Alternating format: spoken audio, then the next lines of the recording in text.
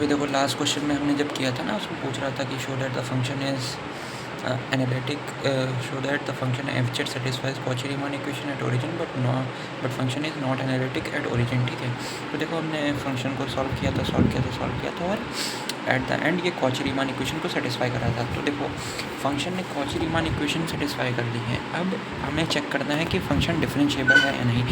अगर अब देखो हम डिफरेंशिएबिलिटी चेक करेंगे, क्योंकि देखो एक फंक्शन एनालिटिक कब होता है, जब वो कॉची रीमान इक्वेशन सेटिस्फाई करे और डिफरेंशिएबल हो, है ना। तो अब हम डिफरेंशिएबिलिटी कैसे चेक करते हैं? बेसिकली हम डिफरेंशिएबिलिटी चेक करेंगे दो पाथ के अलोंग, है ना। दो पाथ के अलोंग चेक करेंगे। अगर दोनों पाथ के अलोंग डिफरेंशिएबिलिटी सेम आ जाती है ना, तो वो फंक्शन डिफरेंशिएबल है। अगर सेम नहीं आती है तो वो फंक्शन डिफरेंशिएबल नहीं है। अगर फंक्शन डिफरेंशिएबल होगा तो वो एनालिटिक भी होगा, क्योंकि उसने कॉची रीमान इक्वेशन सेटिस्फाई करी है और वो डिफरेंशिएबल भी है।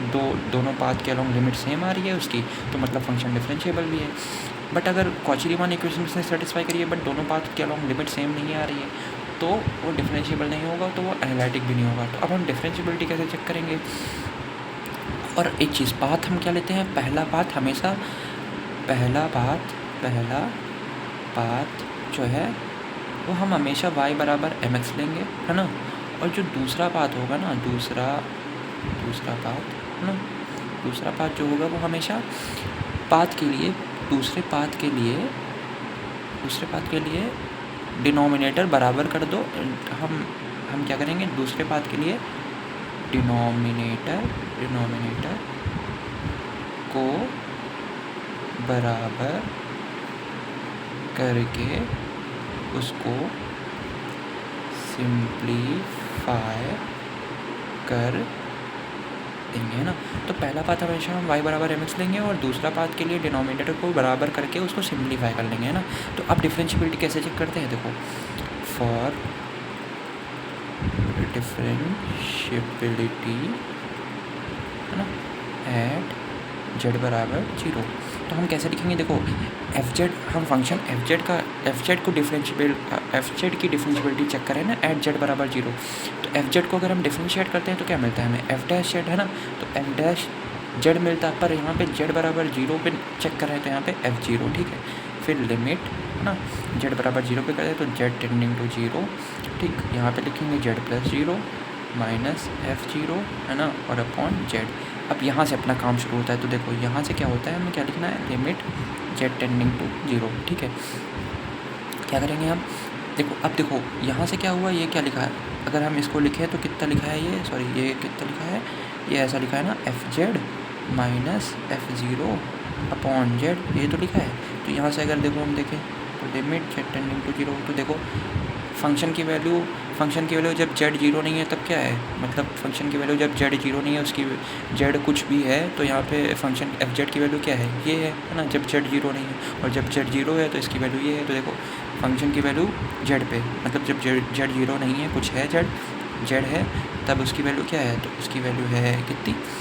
X Y square x plus y upon x square plus Y की पावर 4, है ना। और माइनस एफ 0 पे उसकी वैल्यू क्या है? एफ 0, जब जेड 0 है तो उसकी वैल्यू 0 है, जब जेड 0 नहीं है तो उसकी वैल्यू ये है, तो जब जेड 0 नहीं था तो उसकी वैल्यू ये है, जब जेड 0 है तो उसकी वैल्यू 0 है ना।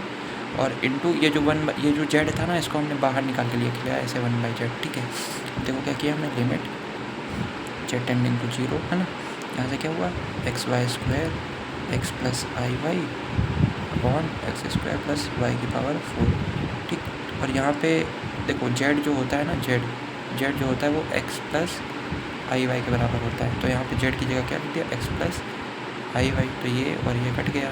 तो यहाँ से क्या बचा? एफ डैश 0 जो है वो किसके बराबर गया? Limit z tending to 0 x Y square upon x square plus Y की पावर 4, इसके बराबर आया। इसको हमने मान लिया इक्वेशन 1, ठीक।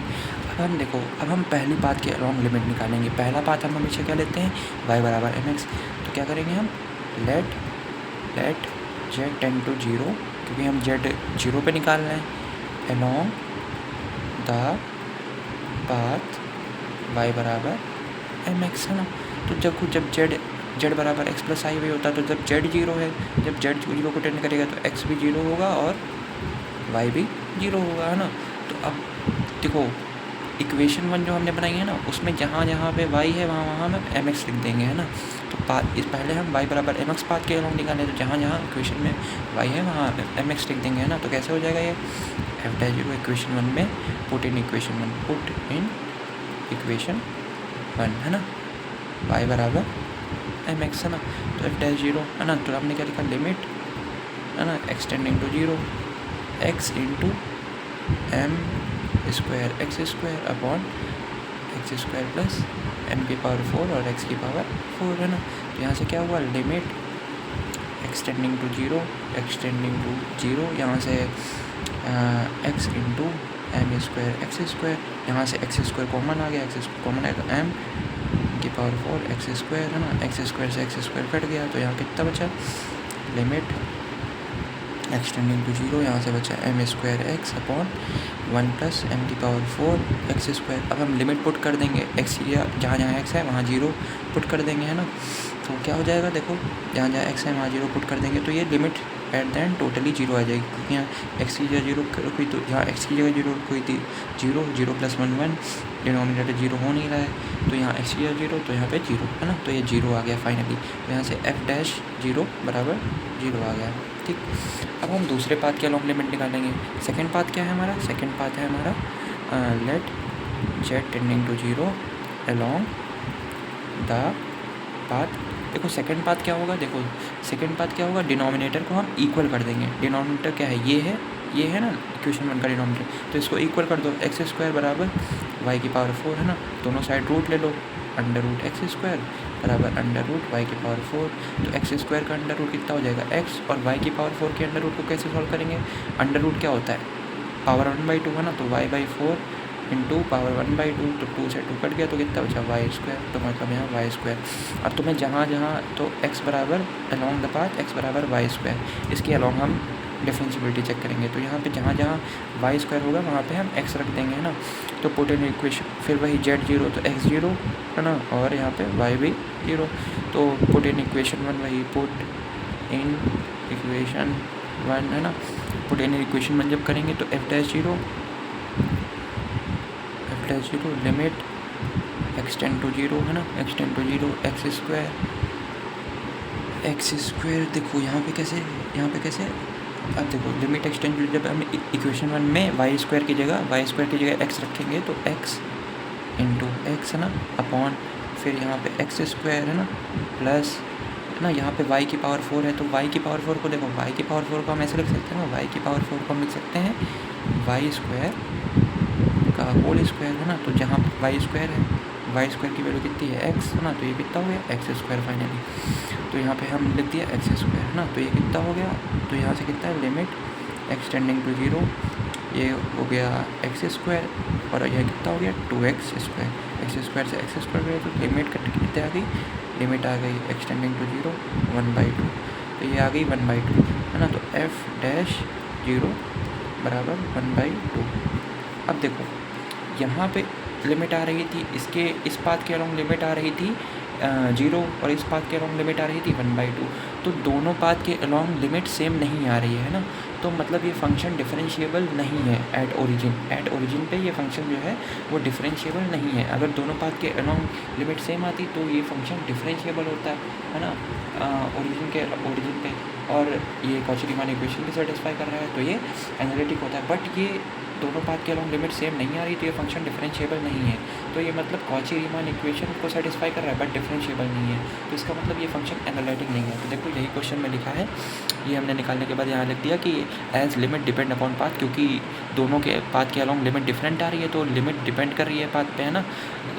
तो एफ डैश जीरो है वो एग्जिस्ट नहीं करेगा जेड बराबर जीरो पे, क्योंकि लिमिट पाथ पे डिपेंड करिए तो फंक्शन जो है डिफरेंशिएबल नहीं होगा एट जेड बराबर जीरो। तो वही लिखा है f dash zero does not exist at z बराबर जीरो, क्योंकि डिफरेंशिएबल नहीं है फंक्शन जेड बराबर जीरो पे।